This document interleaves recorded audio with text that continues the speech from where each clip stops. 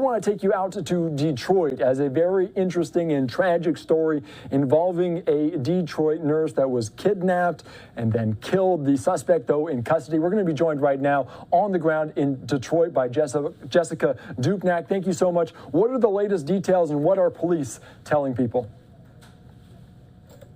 A lot of attention on this case, not only here in Detroit, but really all over the country. And it started right here downtown at Detroit Receiving Hospital on Saturday. A nurse, a local woman, 29-year-old Patrice Wilson, getting into her car after a nursing shift a day before Mother's Day when she was forced into her own vehicle, driven about 30 miles from here, later found shot and killed in her trunk. Now, almost immediately, Detroit police identified an ex-boyfriend she had recently broken up with, Jamere Miller, as the suspect. He was bolo put out all over the place, and we actually learned that he turned himself in Sunday afternoon to a detention center. We'll pick up the story here. She was young and she had her whole life ahead of her. She was dedicated to serving and helping others as a nurse. Detroit nurse 29-year-old Patrice Wilson found shot to death in the trunk of her car in Novi Saturday. The same day, she was kidnapped leaving work at Detroit Receiving Hospital, allegedly kidnapped and killed by her ex-boyfriend, Jamere Miller, who wore a wig during the abduction, came up from behind and forced her into her car before speeding away. The two had recently broken up. She appears to have done everything the right way. She got out of the relationship, and unfortunately, the tragic outcome was his violence and his persistence to keep her in that relationship. Chief James White says mounting pressure from police on Miller led him to turn himself in about 24 hours after his picture was put out by Detroit police. Alongside his attorney, Miller turned himself in to the Detroit Detention Center where he is currently being held.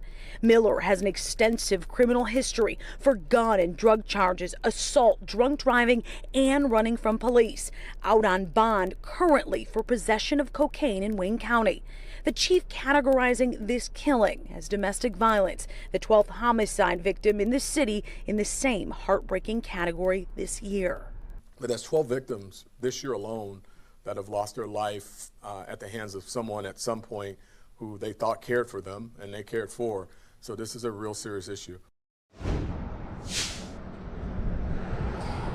Since the suspect, Jamere Miller, since his name came out, we have been digging, and it turns out he's actually linked to another missing woman from 2011, a local Detroit area woman who hasn't been heard or seen from since. Apparently, that woman and Jamere Miller have a child together, and that family has always suspected foul play. So, of course, in light of this new news, that case will likely be re-examined too.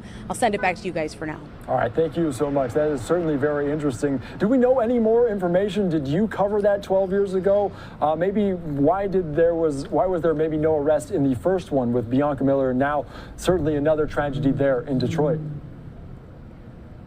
Sure, we talked to Bianca Green is the woman's name that was missing in 2011. We talked to her family today, and the family was kind of split at that point, whether or not that Jamere Miller had something to do with it. They shared a child together, so they focused really on keeping hope that Bianca was alive and taking care of that child, as opposed to starting to dig and point fingers. Now, we haven't made contact with that police department. I'm sure they have a lot to say about that case and maybe some questions to answer as to why there were no leads, no ties to Jamere Miller at this point. Definitely. Great reporting there, Jessica Dupnack. We appreciate your time and certainly a lot more questions left to be answered. We appreciate it, though.